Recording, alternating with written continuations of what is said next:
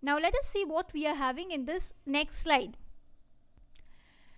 Now the main learning outcome of this lesson would be what is a spinal cord, functions of spinal cord, reflex arc, and what are the components of reflex arc, what is reflex action, and what are the different types of reflexes. Now let us see what is there in the next slide. Now here let us see the diagram. Now it is the brain, and something related to it coming down long is the spinal cord. So what is it? It is the long cord like thing which arises from the medulla oblongata and runs down the vertebral column. Now you have seen it has been divided into many parts.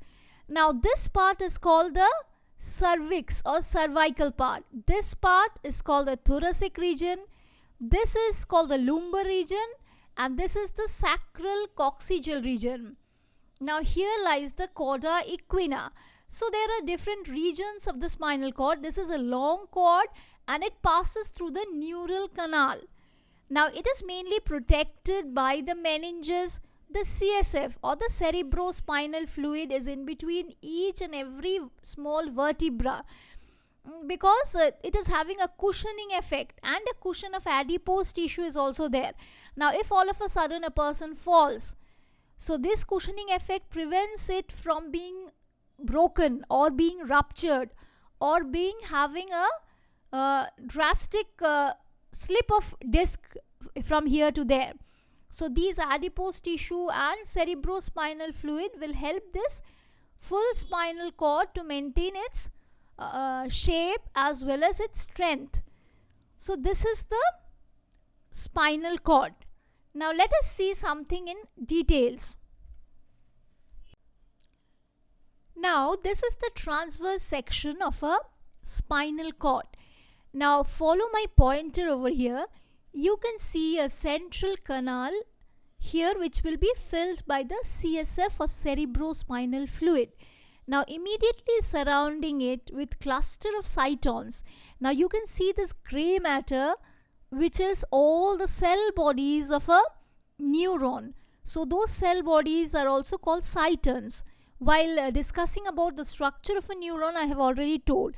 So this grey matter is composed of completely the cell body of the neuron. So cytons make the grey matter, whereas this peripheral area, outside area, which we can see as the white matter, is formed of the axon parts.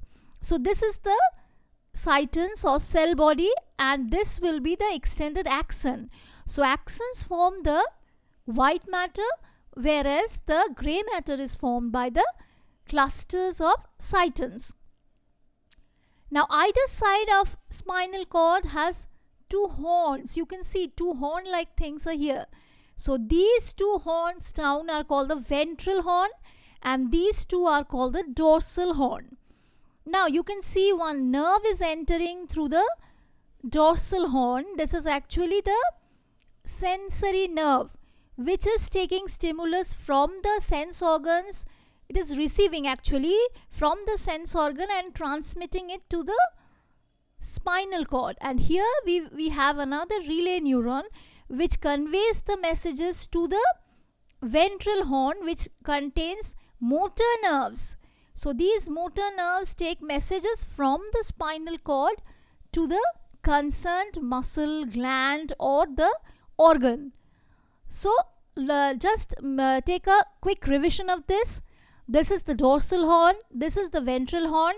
So this is a sensory nerve which is taking stimulus from the sensory organ to the spinal cord. Here is a relay neuron which will transport everything to the motor neuron, and motor nerves will be carrying it to the effector organ. Now here this white matter is composed of mostly the axons, and the grey matter is composed of the cell body or cyton. Now here we can see there is a dorsal root ganglion, and this is sensory neuron soma, and this is also, this two are the spinal nerves. Okay, so this is a cross section of a spinal cord. Now let us see what we are having in the next slide. Now here we will see the main functions of spinal cord. So first function, it conducts the reflexes below the knee. It conducts mainly the sensory impulses from the skin and muscles to the brain. It conducts the motor responses from the brain to muscles of trunk and limbs. So these are the main important functions of spinal cord. Now in this slide we will be discussing about what is a reflex action and what is a reflex arc. Now what is a reflex action? It is actually a spontaneous action. Now all of a sudden, if we are doing certain work, now if we tightly give a slap on someone's face, that person will try to turn his face away. Or if you are trying to hit a person, that person will try to put his face away. So this taking his face away is a spontaneous action. It is mechanical and automatic response to a stimulus. So hitting or slapping a person is the stimulus, and taking away his face or the part which you are about to hit will be the response. So this is controlled actually by the spinal cord without the involvement of the brain. Now the reflex arc is a pathway actually which is followed by sensory and motor nerves, and in a reflex action is called a reflex arc. So the pathway which is followed by sensory and motor nerves in a reflex action is called a reflex arc. So we will discuss this reflex arc in details in the next slide.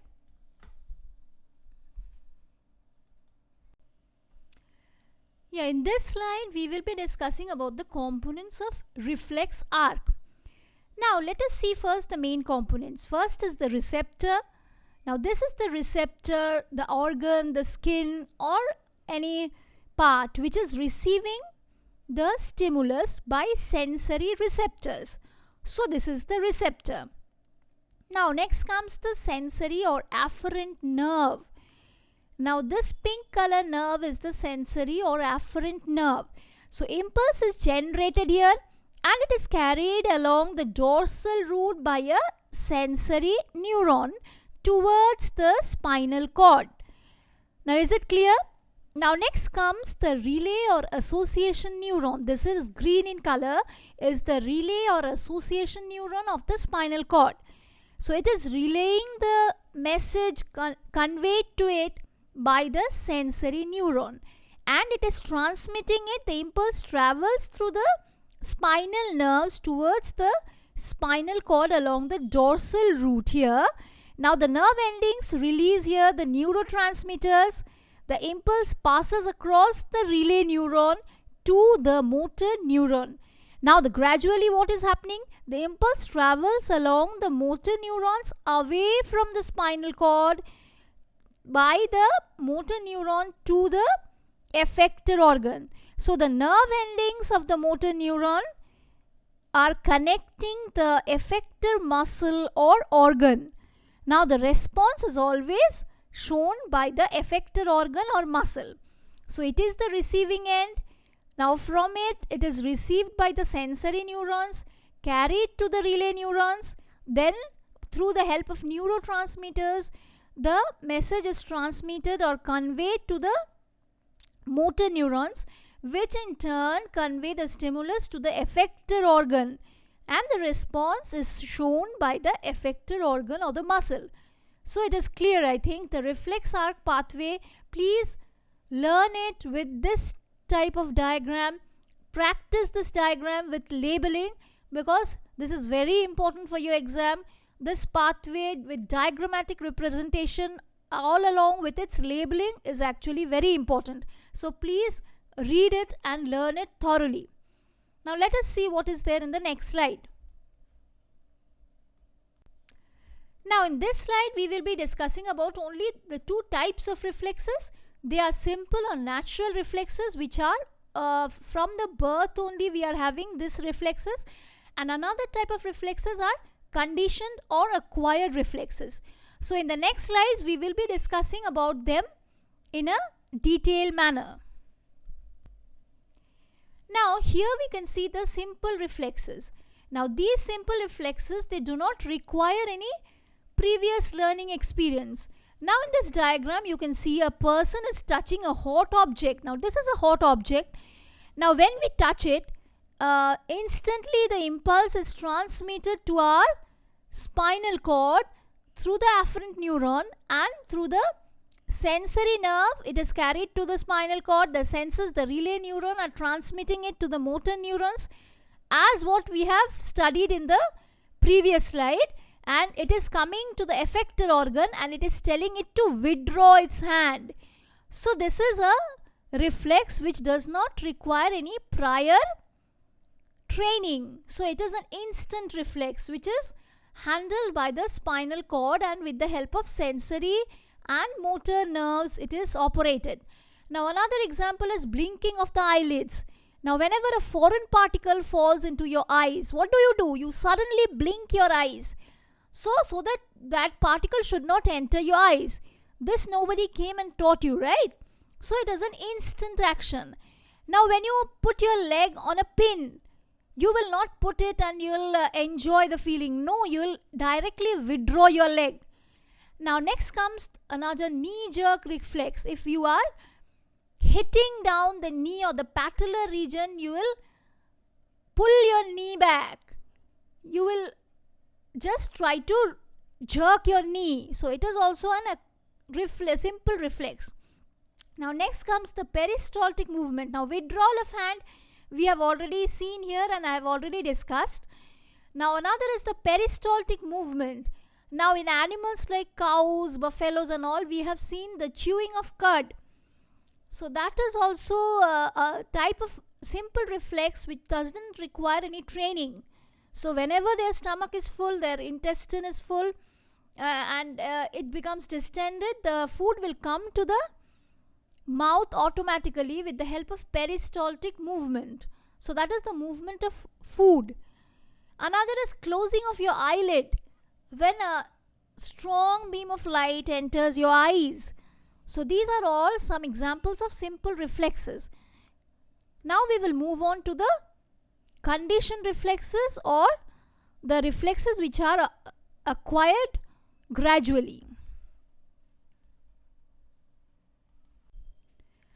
Now in this slide of conditioned reflexes, we can see a diagram of a dog with a bell and some food. Now what is it actually? Now this is not in your portions, though let me explain with the help of this diagram only. This is one famous experiment of Pavlov, one scientist.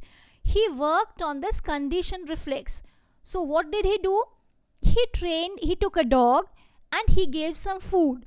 So this seeing a food and salivating is an unconditioned response, an unconditioned stimulus. So whenever a dog sees the food, it will salivate, or salivation will start. But then what the Pavlov did in his experiment, that he rang a bell, and it is a neutral stimulus actually, and the dog didn't respond. But gradually at the same time he rang the bell and served food. So this process continued for a certain time. So this was a conditioning he was doing. So at the same time bell was rung and the food was served. So with the hearing of the bell only, the dog started salivating and the food was served and the dog ate, and the response was salivation. So this is also something which is being conditioned. So after conditioning, what happened?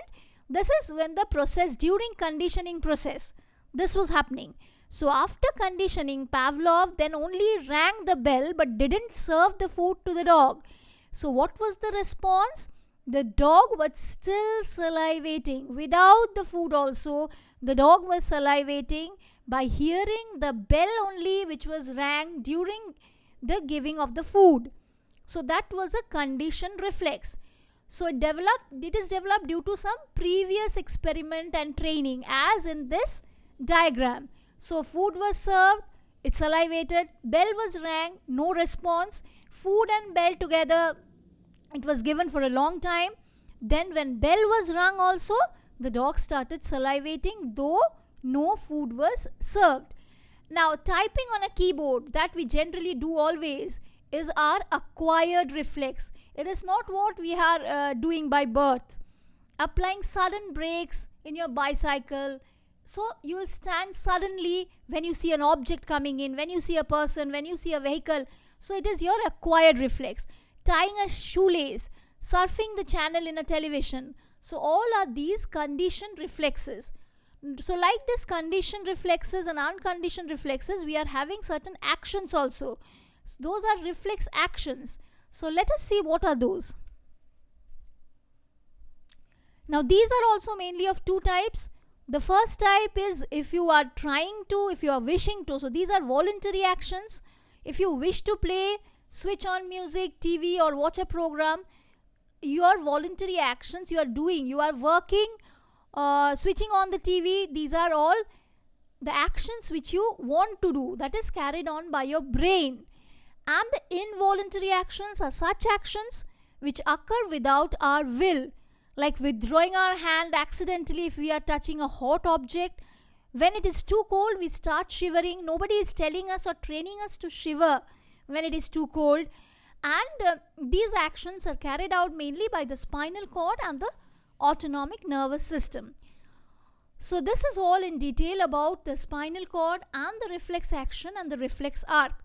Now about the brain we will be discussing in the next video. So please do study it thoroughly and please go to each and every slide with the diagram, with the examples. Read it thoroughly so that when we are starting our new next videos, it will be very clear for you. And please ask your queries. Feel free to ask it in the comment box. Thank you.